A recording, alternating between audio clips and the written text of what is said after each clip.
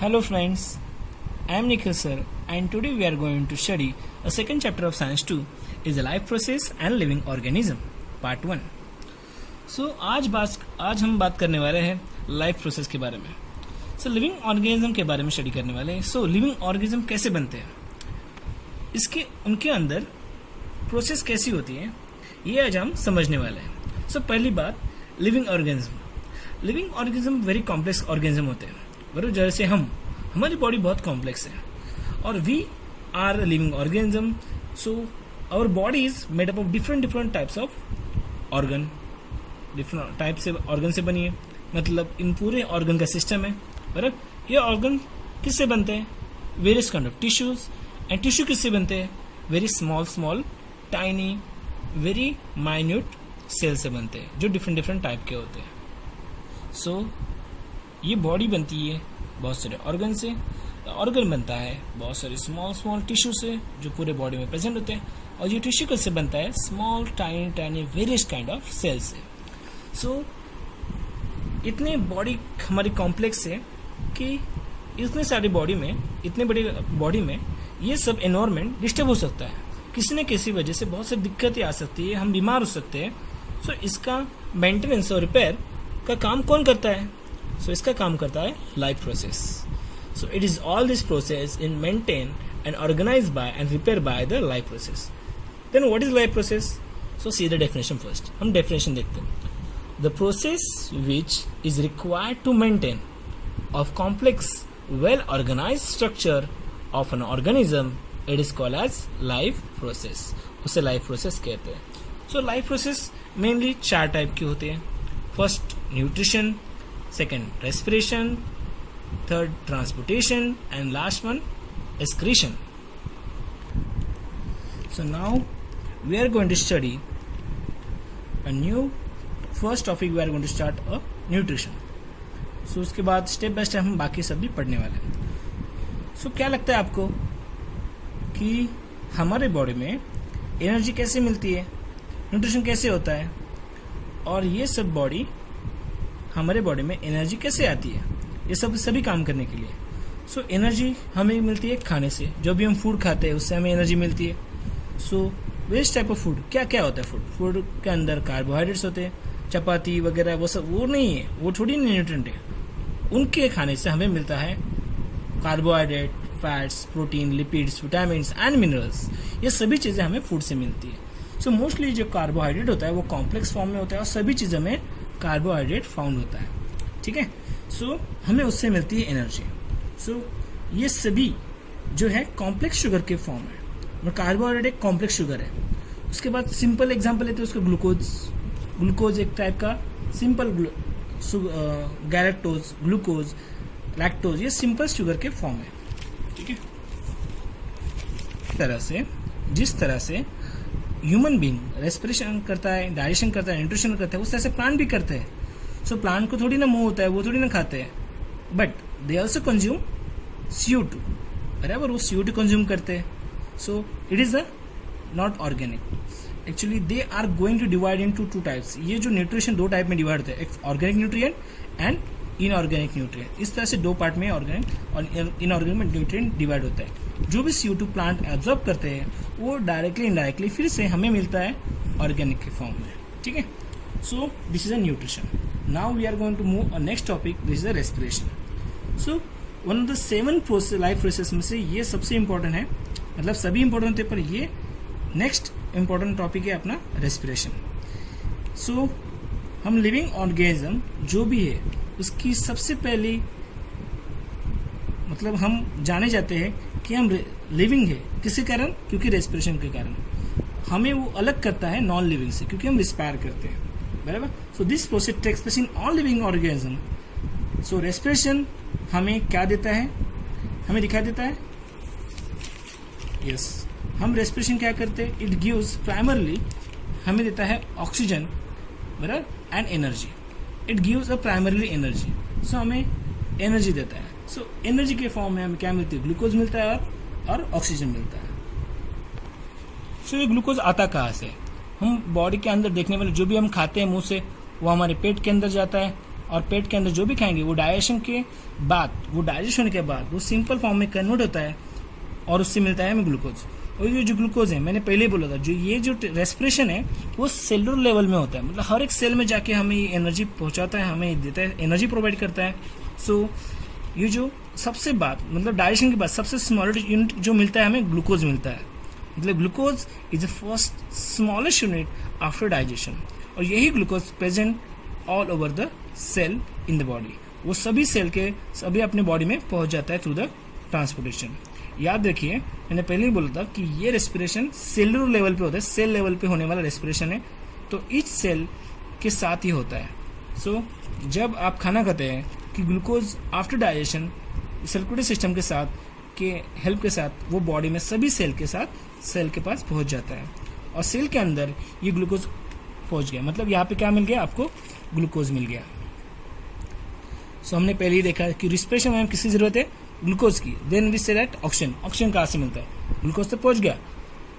Then see that oxygen, when we respire, हम जब respiration करते हैं तब ऑक्सीजन नॉस्ट्रिल के साथ हमारे फेरिंग्स, देन लैरिंग्स, मतलब ये लंग्स के अंदर घुसता है, लंग्स के अंदर ट्रकिया के साथ, ट्रकिया ब्रोंकियोल्स, ब्रोंके के साथ, ब्रोंकियोल्स के साथ सबसे स्मॉलेस्ट यूनिट यहाँ पे जो होता है उसको कहते हैं एल्वियोला है, एल्वियोला में पहुंच जाता है। इट्स अ एयर सैक, और इससे जुड़ी होती है बहुत सारी स्मॉल वेसल्स, उसे कहते हैं कैपिलरीज। जो स्मॉलेस्ट यूनिट, सबसे स्मॉल जो होती है वेसल्स जो ब्लड कैरी करती है, और उसके अंदर ये क्या होता है, ये वेसल्स कनेक्ट होती है ऑल ओवर द बॉडी, यही ऑक्सीजन लेके जाती है बॉडी के अंदर, मतलब ईच और एवरी सेल के पास ये ऑक्सीजन लेके जाती है। और उसी समय अभी क्या हो गया, हर एक सेल के पास ऑक्सीजन भी पहुंच गया, मतलब ग्लूकोज और ऑक्सीजन पहुंचने के बाद तुरंत क्या फॉर्म होता है, यहाँ पे फॉर्म होता है CO2 and some amount of water and energy will be form. यहाँ पे क्या फॉर्म होता है, ये सब एनर्जी फॉर्म होती है। सो देखिए, ग्लूकोज एंड ऑक्सीजन फॉर्म होने के बाद यहाँ पे CO2 H2O and energy form होती है, ये चीज़ें फॉर्म होती है। बट एट द टाइम जब ये दोनों मिक्स होने के बाद जब ये चीज़ें फॉर्म होती है, तभी उसी समय CO2 क्या होता है, उसी रास्ते क्या होता है, एल्वियोलाई से, मतलब उसी वेसल से, उस कैपिलरी से एल्वियोला से जाता है, एल्वियोला से लंग्स, लंग्स के अंदर से ट्रकिया, ट्रकिया से लैरिंग्स, लैरिंग्स से फिर से फेरिंग्स, फेरिंग्स से नॉस्ट्रिल से बाहर निकल जाता है। उसी समय ये CO2 बाहर निकल जाता है, मतलब यही उसे कहते हैं एक्सपिरेशन। और जो H2O जिसे हम कहते हैं वंडर मॉलिक्यूल, क्यों उसे वंडर मॉलिक्यूल कहते हैं, सो फिर से देखते हैं कि क्या होता है। ग्लूकोज और ऑक्सीजन कंबाइन होने के बाद CO2 एक्सपायर होता है, आउट ऑफ द बॉडी निकल जाता है थ्रू द नोज, और बच जाता है यहाँ पे H2। H2O को कहते हैं वंडर मॉलिक्यूल, वंडर लिक्विड है, क्योंकि वो हमें अलग अलग प्रोसेस में यूजफुल होता है। सो दिस एक्सेस अमाउंट, वही जो वाटर होता है वो यूरिन के थ्रू बाहर निकल जाता है, और बहुत सारे लाइफ प्रोसेस में H2O यहाँ पे यूज होता है। और एनर्जी जो हमें स्टेप बाय स्टेप हमारे बॉडी में जितने भी एक्टिविटीज होती है उनमें वो हेल्प करती है। तो याद रखिए, इस तरह से हमारे बॉडी में ये सब फॉर्म होता है। तो ये तो था एनिमल में होने वाला रेस्पिरेशन। सो प्लांट भी रेस्पिरेशन करते हैं, हाँ करते हैं, जरूर करते हैं, पर उसको तो नाक नहीं होती, तो किस तरह से रेस्पिरेशन करते हैं। Plant also respire through leaves, वो लीव्स से रेस्पिरेशन करते हैं। उसके अंदर जो क्या होता है, छोटे छोटे पोर्स होते हैं, उसे जूम करने के बाद हमें पता चलता है कि उसे क्या कहते हैं, उसे कहते हैं स्टोमेटल ओपनिंग। आपको पता होगा, आपको 9th स्टैंडर्ड में ये सब था, this is our stomatal opening. This stomatal opening, उसे ये गार्ड सेल होते हैं, उससे वो दिन के टाइम में वो ओपन होती है, और रात के समय वो क्लोज हो जाती है। Also it is also respire by stem, stem से भी रेस्पिरेशन करते हैं। Some time it also root के जो रूट्स होते हैं, रूट के हिसाब से भी क्या होता है, रेस्पायर करते हैं। आप प्लांट के रूट्स देख सकते हो, ये रूट्स हो सकते हैं किसी प्लांट के, तो उस प्लांट के साथ भी क्या करते हैं, वो रेस्पिरेशन हो सकता है। ये प्लांट्स समझ लो, ये कोई प्लांट्स है, ये प्लांट्स में उसके ये रूट्स के अंदर क्या होते हैं, छोटे छोटे रूट नोडल्स होते हैं, उस रूट नोडल्स से भी वो रेस्पिरेशन करते हैं। तो यहाँ से मिल जाता है उनको पानी और ऑक्सीजन मिल गया, तो ये उनको भी ऑक्सीजन मिल गया। और जो सनलाइट जो एब्जॉर्ब करते हैं थ्रू द लीव्स, इससे क्या होता है, फोटोसिंथेसिस। तो फोटोसिंथेसिस में क्या होता है, आपको सबको पता है, through the photosynthesis light energy is going to convert into chemical energy, and this chemical energy convert into glucose. तो यहाँ पे भी क्या मिल गया, ग्लूकोज मिल गया, ऑक्सीजन मिल गया। सो इन ऑक्सीजन और ग्लूकोज जब कंबाइन होते हैं तो क्या फॉर्म होता है, यहाँ पे CO2 फॉर्म होता है और H2 फॉर्म होता है और एनर्जी मिलती है। तो इसमें भी क्या होता है, इस तरीके से उनकी बॉडी के अंदर भी क्या फॉर्म होता है, ये सब एनर्जी फॉर्म होती है। यही एनर्जी उनके बाकी एक्टिविटीज में काम आती है। इन दिस वे ये हो गया प्लांट रेस्पिरेशन। इस तरह से प्लांट रेस्पिरेशन करते हैं। तो mostly respiration are two types. Respiration two types के होते हैं। फर्स्ट वन ये होता है एरोबिक टाइप के रेस्पिरेशन, एनरोबिक टाइप के रेस्पिरेशन। एरोबिक टाइप के रेस्पिरेशन और एनरोबिक टाइप के रेस्पिरेशन। नेक्स्ट एरोबिक टाइप के रेस्पिरेशन मतलब क्या होता है, इस रेस्पिरेशन में ऑक्सीजन यूज होता है एज ए रेस्पिरेशन। वहां पे ऑक्सीजन यूज करते हैं, जो भी ऑर्गेनिज्म है वो ऑक्सीजन यूज करते हैं फॉर रेस्पिरेशन, उसे एरोबिक रेस्पिरेशन कहते हैं। और जो एनिमल ऑक्सीजन के सिवा बिना ऑक्सीजन रेस्पिरेशन करते हैं with help of carbon dioxide, nitrogen, उसे कहते हैं एनरोबिक रेस्पिरेशन। बहुत सारे बैक्टीरिया जो होते हैं जो एनरोबिक रेस्पिरेशन करते हैं, फर्मेंटेशन होता है उसके अंदर। और जो भी मोस्टली लिविंग ऑर्गेनिज्म, जो बड़े बड़े ऑर्गेनिज्म है, वो सभी एरोबिक रेस्पिरेशन करते हैं। उनकी बॉडी में क्या होता है, ग्लाइकोलिसिस होता है या EMP पाथवे वहाँ पे टेक प्लेस होता है। उसके बाद is going to convert into Krebs cycle and then electron transport chain उसके बॉडी में होता है। यहाँ पे होता है एरोबिक रेस्पिरेशन खत्म होता है। देन एनरोबिक रेस्पिरेशन कहाँ पे खत्म होता है, उनके बॉडी में भी ग्लाइकोलिसिस होता है। ग्लाइकोलिसिस मीन ग्लूकोज का ब्रेक डाउन होना, उसे बोलते हैं glycolysis. Then after that is going to form fermentation. So fermentation मतलब किन्वन, उसे कहते हैं कोई भी चीज फर्मेंट होना। फर्मेंटेशन में भी विदाउट ऑक्सीजन रेस्पिरेशन होता है। इस तरह से ये दो पार्ट में डिवाइड किया जाता है। Cellular respiration is going to form convert into aerobic, anaerobic respiration. अभी हम डिफिनेशन देखते हैं सेलुलर रेस्पिरेशन की। क्या होता है cellular respiration, glucose type of carbohydrates oxidize step by step in the cell and produce energy required for daily needs. In this is called as cellular respiration. So cellular respiration समझ में आया होगा। फिर से एक बार देखते हैं कि ग्लूकोज क्या होता है। स्टेप बाय स्टेप ऑक्सीडाइज होने के बाद इट प्रोवाइड्स एनर्जी, वो एनर्जी प्रोवाइड करता है, उसे कहते हैं सेलुलर रेस्पिरेशन। और जिस तरह से हमने देखा कि रेस्पिरेशन क्या होते हैं, दो टाइप के होते हैं।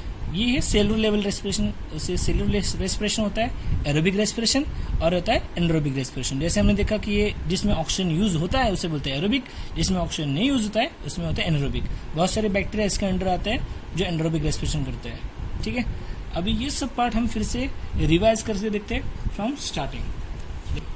रिवाइज करते हैं। अभी देखिए लाइफ प्रोसेस जो हमारे चैप्टर का नाम है, जिसमें हमने देखा कि अपने बॉडी का सबसे स्मॉलेस्ट यूनिट सेल से बनते हैं, टिश्यू से बनते हैं, ऑर्गन और ऑर्गन से बनते हैं, ऑर्गन सिस्टम और ऑर्गन सिस्टम से बनते हैं बॉडी। सो बॉडी का सबसे स्मॉलेस्ट यूनिट किससे बनते हैं, ऑर्गन। तो ये सब कॉम्प्लेक्स बॉडी है। इस कॉम्प्लेक्स बॉडी को अपने आप उसको मेंटेन करने के लिए, उसके अंदर रिपेयर करने के लिए, ये सब काम अच्छे से करने के लिए, अगर हम बीमार होते हैं उनको सबको मेंटेन रखने के लिए जो प्रोसेस होता है उसे कहते हैं लाइफ प्रोसेस। सो लाइफ प्रोसेस की डिफिनेशन क्या है, the process which is required to maintain the complex well organized structure of an organism, उसे कहते हैं लाइफ प्रोसेस। लाइफ प्रोसेस के 4 टाइप होते हैं। उसमें से पहला है न्यूट्रिशन, सेकंड है रेस्पिरेशन, थर्ड है transportation and fourth one is excretion. अब देखिए, अब हम देखते हैं स्टेप बाय स्टेप। देखते हैं पहले न्यूट्रिशन। न्यूट्रिशन मतलब जो भी हम खाते हैं, हमें खाने से मिलती है बहुत सारी एनर्जी। सो जो एनर्जी हमें रेस्पिरेशन के लिए हेल्प करती है, सभी चीज़ें हमारे बॉडी के लिए जो भी हेल्प करती है उसे कहते हैं फूड। और फूड से हमें सभी चीज़ें like carbohydrate, protein, fats, lipids, vitamin, minerals मिलते हैं। और अपने daily requirement as per need of body हमें ये हमारी सारी एक्टिविटीज़ के लिए एनर्जी प्रोवाइड करती है। तो ये 2 टाइप के होते हैं, ऑर्गेनिक और इनऑर्गेनिक। उसके बाद हमने देखा रेस्पिरेशन क्या होता है। रेस्पिरेशन मतलब क्या, इट गिव्स मोस्टली रेस्पिरेशन क्या देता है, हमें एनर्जी देता है। सो वही एनर्जी अगर हमें नहीं मिलती तो हम खड़े भी नहीं रह पाएंगे। आप 5 मिनट सांस रोक के देखिए, नहीं होगा बराबर, क्योंकि हमारे बॉडी में एनर्जी नहीं रहेगी तो हम जिंदा भी नहीं रह पाएंगे, हमारे बॉडी में कोई भी एक्टिविटीज अच्छे से नहीं हो पाएगी। सो याद रखिए, is very important, respiration use energy.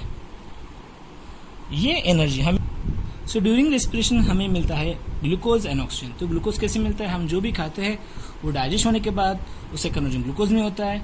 और जो भी ड्यूरिंग रिस्पायर वो थ्रू द नोज, आप देख सकते हो डायग्राम में, थ्रू द नोज, यहाँ से नॉस्ट्रिल से लैरिंग, लैरिंग से ट्रकिया से लंग्स तक, लंग्स से ब्रोंक्यूल्स से एल्वियोलाई में ये ऑक्सीजन पहुंच जाता है। और यही ऑक्सीजन थ्रू द कैपिलरीज पूरे बॉडी में अपने सेल में पहुंच जाता है। तो उसे सेलुलर रेस्पिरेशन कहते हैं, बराबर। सो सेलुलर रेस्पिरेशन क्या होता है? जिस तरह से हम देखा कि जो ग्लूकोज होता है वो स्टेप बाय स्टेप ऑक्सीडाइज होकर उससे मिलने वाले एनर्जी, उसे कहते हैं सेलुलर रेस्पिरेशन। तो सेलुलर रेस्पिरेशन में देखा कि दो टाइप के होते हैं, एक होता है एरोबिक रेस्पिरेशन, दूसरा होता है एनारोबिक रेस्पिरेशन। एरोबिक रेस्पिरेशन मतलब जिस रेस्पिरेशन में ऑक्सीजन यूज होता है उसे कहते हैं एरोबिक रेस्पिरेशन। जो रेस्पिरेशन में ऑक्सीजन यूज नहीं होता है, विदाउट एब्सेंस ऑफ ऑक्सीजन होता है, उसे कहते हैं एनारोबिक रेस्पिरेशन। ठीक है, ये सभी होते हैं रेस्पिरेशन में। तो जिस तरह से ह्यूमन बीइंग रेस्पिरेशन करते हैं उस तरह से प्लांट भी रेस्पिरेशन करते हैं। प्लांट क्या करते हैं? Plant through the leaves of stomata, उससे वो रेस्पिरेशन कर पाते हैं। रूट नोडल से रेस्पिरेशन कर पाते हैं, स्टेम से रेस्पिरेशन कर पाते हैं। तो प्लांट में जो सनलाइट के with the help of sunlight, जिस तरह से हमने यहाँ पे देखा कि जिस तरह से ह्यूमन बीइंग को, ऑर्गेनिज्म को जिस तरह से ग्लूकोज ऑक्सीजन की जरूरत होती है उस तरह से प्लांट को भी होती है। सो प्लांट रूट के द्वारा क्या होता है, ऑक्सीजन मिलता है रूट नोडल से, H2 भी मिल जाता है, पर थ्रू द फोटोसिंथेसिस उन्हें क्या होता है, जो लाइट एनर्जी होती है वो कन्वर्ट होती है केमिकल एनर्जी में, और वही केमिकल एनर्जी कन्वर्ट करती है ग्लूकोज को। सो इस तरह से ग्लूकोज और ऑक्सीजन मिल जाते हैं, और सेम टाइम जिस तरह से ऑक्सीजन और ग्लूकोज मिलते हैं वहाँ पे भी CO2, H2 और एनर्जी फॉर्म होती है। तो इस तरह से प्लांट भी रेस्पिरेशन करते हैं। सो ये था आज का टॉपिक। आई होप आपको अच्छी तरह से समझा होगा। अब कुछ डाउट रहेगा तो आप कमेंट में डाल सकते हो। प्लीज़ सेंड कुछ सजेशन सेंड कर सकते हो। ठीक है, I hope you like that. You can subscribe it and like it. Thank you so much.